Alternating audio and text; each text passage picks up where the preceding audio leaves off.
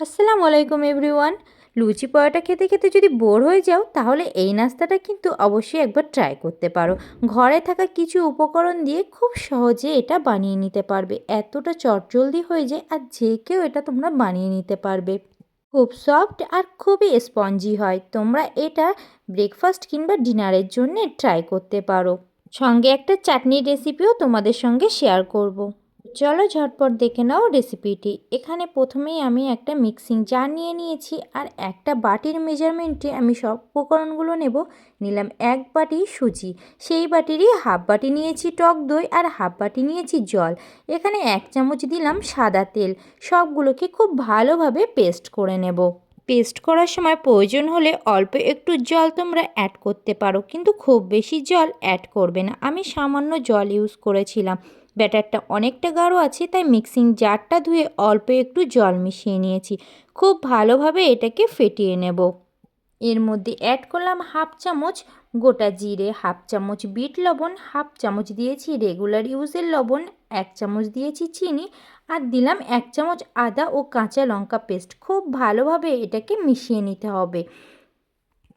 একই ডিরেকশানে মেশাতে হবে, তাহলে কিন্তু ব্যাটারটা অনেক ফ্লপি হয়। তারপর ঢাকনা চাপা দিয়ে 10 মিনিটের জন্য রেস্টে রেখে দেবো। চলো একটা চাটনি বানিয়ে নিয়ে নিলাম ফ্রেশ ধনেপাতা। একটা মিক্সিং জারের মধ্যে আদা দিলাম অল্প কিছুটা, 2টো কাঁচা লঙ্কা, গোটা জিরে, 1 চামচ বিট লবণ, সামান্য রেগুলার ইউজের লবণ, 1 চামচ দিয়েছি চিনি, পাতিলেবুর রস দিলাম অল্প একটু আর দিলাম ছোলা।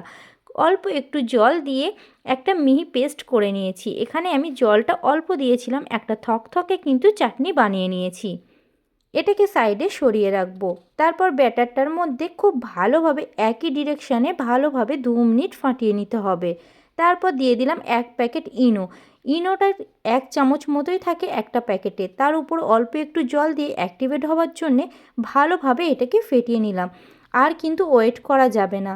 এবার নাস্তাটা রেডি করে নিতে হবে। গ্যাসে আমি আগে থেকেই কড়াইতে জল গরম হতে দিয়েছিলাম। তার উপরে দিয়ে দিলাম একটা স্টিলের পাত্র, উপর দিয়ে ব্যাটারটা ঢেলে দিলাম। এবার একটা ম্যাগি মশলা কিংবা পাস্তা মশলা, আমার ঘরে পাস্তা মশলাটা অ্যাভেলেবেল ছিল, সেটাই উপর থেকে একটু দিয়ে দিলাম।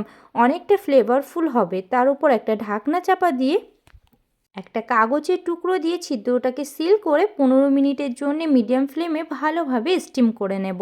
15 মিনিট পর তোমাদেরকে চেক করে দিচ্ছি। মিডিলটা দিয়েই চেকটা করতে হবে, কারণ ধারের অংশটা তাড়াতাড়ি হয়ে যায়। তারপর 15 মিনিট পর প্রপারভাবে হয়ে গেছে সেটা তোমাদের দেখিয়ে দিলাম। এবার ঠান্ডা হবার পর সাইড দিয়ে ছুরি দিয়ে ঠিক এইভাবে কেটে নিতে হবে। তারপর একটা ছুরি বা পিৎজা কাটারের সাহায্যে তোমরা তোমাদের সাইজ ও শেপ অনুযায়ী কাটিং করে নিতে পারো। এখানে আমি তিকোন তিকোন করে ভালোভাবে কেটে নিলাম। সব নাস্তাগুলো আমার কিন্তু রেডি হয়ে গেছে। ঠান্ডা হবার পর নাস্তাটা মোল্ড আউট করলে ভেঙে যাবার ভয় থাকে না। কত ইজিলি নাস্তাটা রেডি হয়ে গেল। দেখতেই পাচ্ছ। আমার রেসিপি যদি তোমাদের ভালো লেগে থাকে তাহলে অবশ্যই আমার চ্যানেলটাকে সাবস্ক্রাইব করে আমার পাশে থেকো। লাইক কমেন্ট শেয়ার করতে কেউ ভুলো না। আর যদি ফেসবুক পেজ থেকে দেখে থাকো তাহলে ফলো দিয়ে পাশে থেকো। দেখা হচ্ছে অন্য কোনো ভিডিওতে। আল্লাহ হাফেজ।